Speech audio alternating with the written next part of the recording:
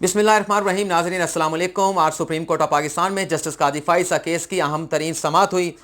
आज हुकूमती वकील बैरिस्टर फ़रोग़ नसीम ने कमरा अदालत में एक अच्छा दिन गुजारा। अदालत के सामने ये दलील रखी कि अगर जस्टिस कादी फाइज़ से लंदन की जायदादों के हवाले से सवाल ना पूछा गया तो ये मुल्क के अदालती निज़ाम और पाकिस्तान के लिए तबाही होगी। लेकिन अदालत ने भी, जस्टिस मकबूल बाकर ने भी बैरिस्टर फ़रोग़ नसीम को मुखातिब करते हुए ये कहा कि आप भी अपने जहन में रखें, माजी में इसी सुप्रीम कोर्ट ने जजेस की जासूसी करने पर एक मुंतखब जमहूरी हुकूमत को बरतरफ किया था, एक मुंतखब जमहूरी हुकूमत को घर भेज दिया था। आज जस्टिस कादी फाइज़ का केस का अहवाल भी आपके साथ शेयर करेंगे और अगर मामला इस नहज पर पहुंचा, वज़ीर आज़म इमरान खान की हुकूमत को ख़तरा हुआ, ख़तरात लाहक हुए, तो ये भी आपको बताऊंगा कि वो कौन से वफाकी वज़ीर हैं, कौन से वज़ीर आज़म इमरान खान के साथी हैं जो इस सारी सूरत हाल के ज़िम्मेदार होंगे, जिनकी गफलत और गैर ज़िम्मेदारी की वजह से सूरत हाल इस नहज पर पहुंच सकती है जहां वज़ीर आज़म इमरान खान की हुकूमत को अदालत से ख़तरा हो सकता है। और पेशावर हाई कोर्ट के एक जज ने सुप्रीम कोर्ट के 3 जजेस को बरतरफ करने के लिए चीफ जस्टिस ऑफ पाकिस्तान को दरख्वास्त दी है। ये जजेस कौन से हैं, और इसके साथ साथ, और अगर हमारे पास कुछ वक्त बचा तो वज़ीर आज़म इमरान खान के ख़िलाफ़ माफिया का और बदतरीन मुखालफिन का जो गठजोड़ हो चुका है, जो एका हो चुका है, वो भी आपके सामने हम उसका तज़किरा करेंगे। सबसे पहले आज, जैसे कि मैंने आपको बताया कि हुकूमती वकील बैरिस्टर फ़रोग़ नसीम ने कमरा अदालत में आज अच्छा दिन गुजारा। ज़्यादा देर वही दलाइल देते रहे, अदालत की जानिब से सवाल ज़रूर पूछे गए, लेकिन आज जो सवाल पूछने का तनासब था वो कम था पहले की समातों के मुकाबले में। आज 2 दिन के वक्फे के बाद इस केस की समाअत शुरू हुई। पहले 2 दिन वक्फा इसलिए रहा कि खदशा था कि शायद बेंच का कोई रुकन कोरोना वायरस में मुब्तला हो चुका है, कोरोना वायरस का शिकार हो चुका है, लेकिन उनका टेस्ट नेगेटिव आया, तो आज दोबारा से अदालत लगी और हुकूमती वकील बैरिस्टर फ़रोग़ नसीम ने अपने दलाइल दिए। जो उनके अमूमी दलाइल थे वो आगे चल के बयान करूँगा, लेकिन सबसे जो अहम नुक्ता उन्होंने बयान किया, उन्होंने कहा कि अगर जस्टिस कादी फाइज़ से उनकी लंदन की जायदादों के हवाले से जिसकी हकीकत तस्लीम की जा चुकी है, जिसकी मलकियत तस्लीम की जा चुकी है, और ये कहा यह जा रहा है कि ये जायदादें उनकी बच्चों की हैं, उनकी अहलियाँ की हैं, ये तस्लीम शुदा असासा हो चुका है। और अगर जस्टिस कादी फाइज़ से इन जायदादों के हवाले से, उनकी मनी ट्रेल के हवाले से, सोर्स ऑफ इनकम के हवाले से, पैसा पाकिस्तान से बाहर कैसे भेजा गया, ये सवाल ना पूछा गया तो फिर ये तबाही होगी। और ये भी उन्होंने दलील पेश की कि जस्टिस कादी फाइज़ से उनके मिसकंडक्ट के हवाले से या इस मामले के हवाले से सवाल करना सुप्रीम जुडिशल का अख्तियार है। सुप्रीम जुडिशल काउंसिल ही ऐसे सवाल जज का एहतसाब कर सकती है। लेकिन जब ये दलील अदालत के सामने रखी बैरिस्टर फ़रोग़ नसीम ने, तो अदालत ने जस्टिस सजाद अली शाह ने और जस्टिस उमर अता बंदयाल ने उनसे ये पूछा, उनसे ये कहा कि आपसे किसने कहा है कि आप सवाल ना पूछें, आप जज साहब की जिन जायदादों का आप जिक्र करें, आप इस हवाले से सवाल पूछें। लेकिन यहाँ पर बात ये हो रही है कि कहा यह जा रहा है, जस्टिस कादी फाइज़ ये कह रहे हैं कि ये प्रॉपर्टीज़ उनकी अहलिया की हैं, तो आप उनकी अहलिया से पूछें, उन्हें बुलाएं और उनसे मनी ट्रेल मांगे भाई कि आप ये बताएं कि आपने ये प्रॉपर्टीज़ कैसे ख़रीदी है, इसके पैसे कहाँ से आए।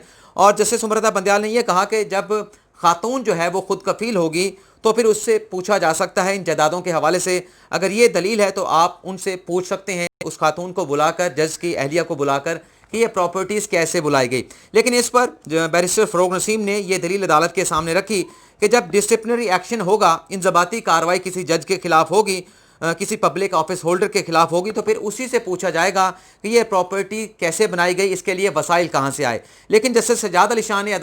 ये रिमार्क्स दिए कि आप जो बात कर रहे हैं, नैब के कानून में भी ये है कि जिसकी जायदादें होती हैं, जिसके नाम पर होती हैं, पहले उससे पूछा जाता है कि तुम बताओ कि तुमने ये जायदादें कैसे खरीदी, तुम्हारे पास पैसा कहाँ से आया, तुम्हारा कौन सा कारोबार है जिसने ये तमाम जायदादें खरीदी हैं। और अगर जस्टिस सजाद अली शाह ने यह कहा कि जिसके नाम पर प्रॉपर्टीज़ हैं वो सब कुछ ये बताने में नाकाम हो, मनी ट्रेल ना दे सके, सोर्स ऑफ इनकम ना बता सके, तो फिर किसी दूसरे से पूछा जाता है। वो ये कह रहे थे कि अगर आप उनकी अहलिया को बुलाकर मनी ट्रेल मांगते हैं और वो मनी ट्रेल नहीं देने में नाकाम होती हैं, तो फिर आप जस्टिस कादी फाइज़ से भी इस हवाले से सवाल पूछ सकते हैं कि अब आप बताएं, आपकी अहलिया तो जवाब देने में, वजाहत देने में लंदन की प्रॉपर्टीज़ के हवाले से नाकाम हुई है, अब आपको इस पर जवाब देना चाहिए। लेकिन जस्टिस मकबूल बाकर ने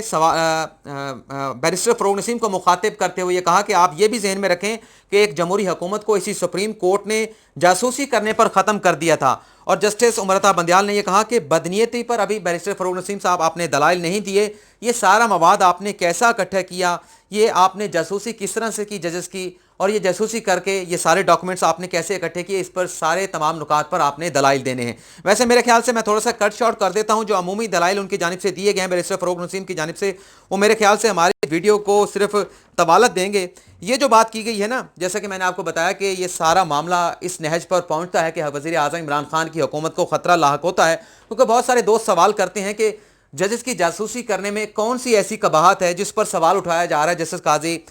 فائز عیسیٰ کی جانب سے اور ججز کی جانب سے جو اس کیس کی سماعت کر رہے ہیں 10 رکنی بینچ کا حصہ ہیں۔ ناظرین، جب یہ معاملہ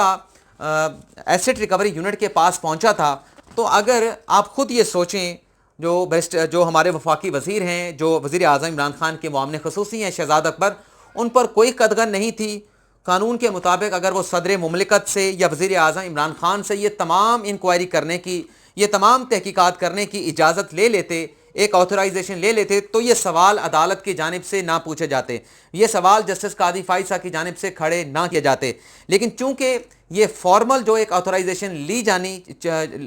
جانی ہوتی ہے، لینی ہوتی ہے، وہ نہیں لی گئی، اسی لیے یہ سوال اٹھائے جا رہے ہیں۔ اور اگر جیسا کہ میں نے آپ کو بتایا، اور کوئی قباحت نہیں تھی، کوئی رکاوٹ نہیں تھی، وزیر اعظم عمران خان کی اپنی حکومت تھی، صدر عارف الوی پاکستان تحریک انصاف سے ان کا تعلق ہے، اور فروغ نسیم وہ بھی تحریک انصاف کی حکومت کا حصہ ہے، چاہے ایم کیو ایم انہیں مانتی ہے نہیں مانتی، لیکن تحریک انصاف کی حکومت کا حصہ ہے، شہزاد اکبر حکومت کا حصہ ہے، تو انہیں یہ قانونی تقاضا پورا کرنا چاہیے تھا۔ اور پہلے دن سے میں کہہ رہا ہوں کہ یہ قانونی تقاضا پورا نہ کرنے کے پیچھے کیا مقاصد ہو سکتے ہیں، اس کو بھی وزیر اعظم عمران خان اور ان کی حکومت کو دیکھنے چاہیے کہ جب یہ تمام آتھورائزیشن لینے میں ان کی راہ میں کوئی رکاوٹ نہیں تھی تو پھر یہ آتھورائزیشن کیوں نہیں لی گئی؟ کیا یہی مقصد تھا کہ عدالت میں جب یہ معاملہ جائے تو اس سارے معاملے پر سوال اٹھائے جائیں، اس سارے معاملے پر انگلیاں اٹھائی جائیں؟ اور جیسا کہ میں نے آپ کو بتایا کہ اگر یہ معاملہ اس نہج پر پہنچا، وزیر اعظم عمران خان کی حکومت کو خطرہ پیش ہوا، خطرہ لاحق ہوا، جس طرف نشاندہی آج جسٹس مقبول باقر نے کی ہے، تو پھر اس کے ذمہ دار صرف وفاقی وزیر قانون اور بیرسٹر شہزاد اکبر ہوں گے، جن کے پاس مکمل اختیار بھی تھا، جن کے پاس مکمل آزادی بھی تھی، اور اس کے باوجود انہوں نے صدر مملکت سے یا وزیر اعظم عمران خان سے اس سارے معاملے کی انکوائری کرنے کے حوالے سے کسی قسم کی کوئی اجازت نہیں لی، نہ ہی کوئی ریکارڈ پر ایسی بات موجود ہے۔ اور اب چلتے ہیں کہ ہائی کورٹ کے جج، پشاور ہائی کورٹ کے چیف جسٹس ہیں وقار احمد سیٹھ، ان کی جانب سے ایک درخواست جو ہے وہ سپریم کورٹ آف پاکستان میں دائر کی گئی ہے۔ یہ اسی قسم کی درخواست ہے جس طرح کی درخواست سپریم جوڈیشل کونسل کی کارروائی کے خلاف جسٹس قاضی فائز عیسیٰ نے سپریم کورٹ میں دائر کی ہے۔ جسٹس وقار احمد سیٹھ نے آج کی اپنی درخواست میں جسٹس قاضی امین الدین خان، جو جسٹس قاضی امین جو کہ 10 رکنی بینچ کا حصہ ہیں، جو جسٹس قاضی فائز عیسیٰ کیس کی سماعت کر رہا ہے، جسٹس امین الدین خان جنہیں لاہور ہائی کورٹ سے سپریم کورٹ میں لایا گیا تھا جب آخری مرتبہ میرے خیال سے جسٹس شیخ عظمت سعید ریٹائرڈ ہوئے تھے، اور اس کے ساتھ ساتھ جسٹس مظاہر علی نقوی جنہوں نے خصوصی عدالت کی تشکیل کو، خصوصی عدالت کی ساری کارروائی کو جو سابق صدر پرویز مشرف کے خلاف ہوئی تھی، اور جب جسٹس مظاہر علی نقوی لاہور ہائی کورٹ میں جج تھے، اس ساری کارروائی کو سابق صدر پرویز مشرف کے خلاف کالعدم قرار دیا تھا۔ ان 3 جج صاحبان کے خلاف یہ درخواست chief justice Peshawar high court Waqar Ahmad Seth نے دائر کی ہے، اور اس سے پہلے وہ سپریم جوڈیشل کونسل کو بھی اسی قسم کی درخواست دے چکے ہیں۔ اور آج جو درخواست سپریم کورٹ میں دائر کی گئی ہے جسٹس وقار احمد سیٹھ کی جانب سے، وہ یہ کہتے ہیں کہ 2 دسمبر 2011 کو وہ پشاور ہائی کورٹ کے جج بنے، اور 28 جون 2018 کو chief justice Peshawar high court کا انہوں نے حلف اٹھایا۔ آگے چل کر وہ کہتے ہیں کہ سینئرٹی کے اعتبار سے وہ سپریم کورٹ کا جج بننے کی اہلیت رکھتے ہیں، کیپیسٹی رکھتے ہیں، ان کے پاس کمپیٹنس موجود ہے اور ان کے پاس میرٹ بھی ہے، اور انہوں نے کہا کہ 3 مرتبہ انہیں نظر انداز کرتے ہوئے ان تینوں ججز کا انہوں نے نام لیا، جسٹس قاضی امین، جسٹس امین الدین خان، جسٹس مظاہر علی نقوی، کہ ان تینوں ججز کو سپریم کورٹ میں لایا گیا، سپریم کورٹ کا جج بنایا گیا، اور تینوں مرتبہ انہیں نظر انداز کر دیا گیا، جبکہ وہ میرٹ پر بھی آتے تھے، سینیرٹی پر بھی آتے تھے اور مکمل کمپیٹنس بھی رکھتے تھے، لیکن تینوں مرتبہ انہیں نظر انداز کیا گیا۔ اور سپریم جوڈیشل کونسل کی جانب سے جو خط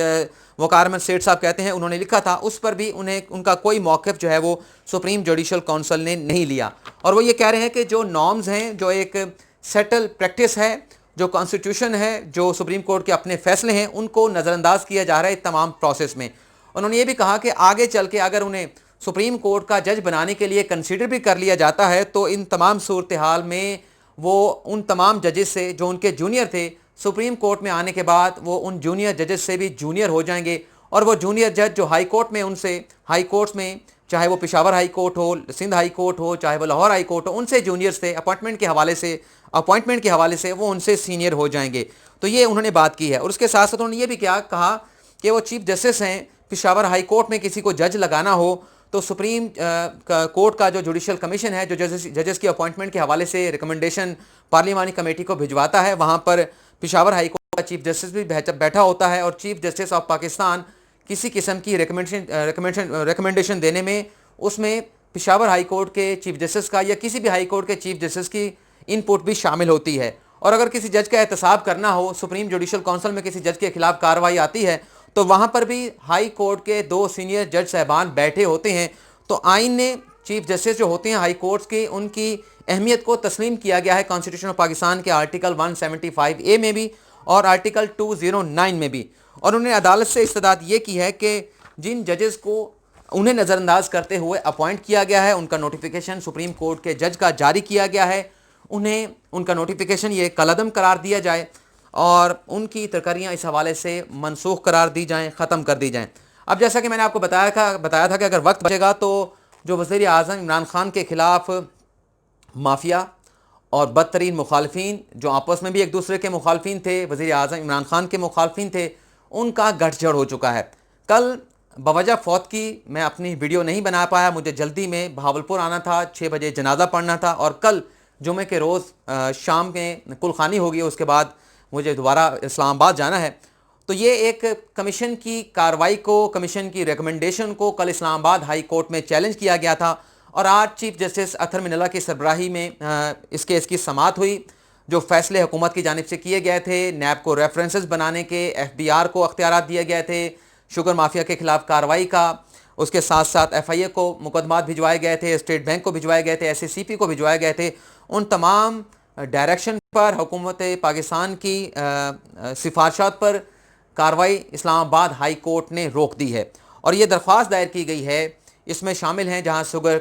शुगर मिल एसोसिएशन भी शामिल हैं, वहीं जहांगीर तरीन भी शामिल हैं, खुसरू बख्तियार के भाई भी शामिल हैं, मोहन सिलाही भी शामिल हैं और शरीफ ख़ानदान भी इसमें शामिल हैं। जैसे कि मैंने बताया कि माफिया एक तरफ हो चुका है और वज़ीर आज़म इमरान खान की मुखालफत में ये सारे इकट्ठे हो चुके हैं। खैर, आज हुक्म इम्तना तो दे दिया इस्लामाबाद हाई कोर्ट की जानिब से, लेकिन ये भी कहा गया है कि जब तक इस केस का फैसला नहीं हो जाता, मिलें जो हैं वो 70 रुपये किलो चीनी मार्केट में फ़रोख्त करेगी और अदालत के इस फैसले पर अमल दरामद यकीनी बनाएगी हुकूमत। ये ऑर्डर बहरहाल बहुत अच्छा दिया गया है क्योंकि ये जो सारा कार्रवाई हुई थी शुगर कमीशन के हवाले से, जो वज़ीर आज़म इमरान खान ने इसका नोटिस लिया था, वजह यही थी कि चीनी की कीमत मार्केट में बढ़ गई थी जबकि मार्केट में चीनी वाफिर मिकदार में मौजूद थे। लेकिन आज अदालत ने ऑर्डर दे दिया, अच्छा ऑर्डर दिया। लेकिन जो मैंने आपको बताया, जो बताना है कि किस तरह से ये सारे मुखालफिन, बल्कि वज़ीर आज़म इमरान खान के साथ ही जब अपने ऊपर बात आन पड़ी, जब करप्शन की, चोरी के पैसे की बात हुई, तो वज़ीर आज़म इमरान खान से अलग होकर सारे इकट्ठे हो गए, सारा माफिया एक तरफ हो गया और वज़ीर आज़म इमरान खान अलग हो गए। जहांगीर तरीन कभी वज़ीर आज़म इमरान खान के साथी होते थे, खुसरू बख्तियार के भाई, ज़ाहिर सी बात है भाइयों में कोई फ़र्क नहीं होता, और मोहन सिलाही, परवेज़ इलाही हुकूमत में बैठी हैं, काफ लीग हुकूमत में बैठी है, शरीफ ख़ानदान के साथ वज़ीर आज़म इमरान खान की मुखालफत है। लेकिन कभी जहांगीर तरीन की भी शरीफ ख़ानदान के साथ मुखालफत होती थी, टसल होती थी और शरीफ ख़ानदान की के साथ मुखालफत की वजह से वो वज़ीर आज़म इमरान खान को सपोर्ट किया करते थे। और मोहन सिलाही, परवेज़ इलाही जो ये कहते हैं, बल्कि परवेज़ इलाही का स्टेटमेंट सामने आ चुका है कि जहांगीर तरीन को वो इस नहज पर लेके आए, सियासत के इस मकाम पर लेकर आए, लेकिन जहांगीर तरीन ने ही उनकी जमात के लोगों को तोड़ा, उनकी जमात को, मुस्लिम लीग काफ को नुकसान पहुँचाया। और अब जो दरख्वास्त दायर की गई है, आप ये देखें, ये सारे इकट्ठे हो गए हैं और दरख्वास्त में क्या कहा गया है? दरख्वास्त में ये कहा गया है कि हुकूमत अपनी नाकामियों को छुपाने के लिए सियासी फ़ायदा हासिल करना चाहती थी, इसीलिए शुगर कमीशन बनाया गया। शुगर कमीशन की जो सिफारशात हैं वो सियासतज़दा हैं, तासब पर मुबनी है। ये तमाम कार्रवाई शफाफियत पर नहीं हुई और हुकूमत जो है वो सियासी फ़ायदा हासिल करना चाहती थी, इसीलिए कमीशन बनाया गया और कमीशन के पास मैंडेट भी नहीं था, ये बात भी की गई। और फिर ये भी बात जाके करते हैं कि कमीशन ने सिर्फ 9 शुगर मिलों की ही फ्रांसिक ऑडिट क्यों किया, फ्रांसिक एनालाइज क्यों किया, एनालिसिस क्यों किया, बाकी शुगर मिलों का फ्रांसिक एनालिसिस क्यों ना किया गया, ये एक बात भी की गई। एक तरफ और बात की जाती है, दूसरी तरफ दूसरी बात कर दी जाती है। लेकिन बताएं, ये गर्ज था कि अब वज़ीर आज़म इमरान खान के ख़िलाफ़ उनके अपने और उनके मुखालिफिन जो माफिया का हिस्सा हैं, अब जब वज़ीर आज़म इमरान खान ने ये एक्शन लिया है उस पर इकट्ठे हो चुके हैं। और जो 7 जून को वज़ीर आज़म इमरान खान ने सारी कार्रवाई करने की जो मंजूरी दी थी, जिसमें बैरिस्टर शहजाद अकबर मौजूद थे, اور وہ تمام کارروائی آج اسلام آباد کے حکم کے بعد رک گئی ہے، اسٹینڈ سٹل ہو گئی ہے، اسٹے آرڈر آ چکا ہے۔ آج کی اس ویڈیو میں اور کچھ دوستوں نے جب میں نے ایک ویڈیو کی تھی انڈیا اور چین کی ٹینشن کے حوالے سے، اسے سراہا گیا تھا۔ ابھی میں کوشش کروں گا، میں نے بہت ساری اسٹڈی بھی کی ہے، بہت ساری چیزیں دیکھی ہیں، اس ایشو پر بھی بڑی اہم ویڈیو کے ساتھ میں آپ کی خدمت میں جلد حاضر ہوں گا۔ اجازت چاہوں گا، اللہ حافظ۔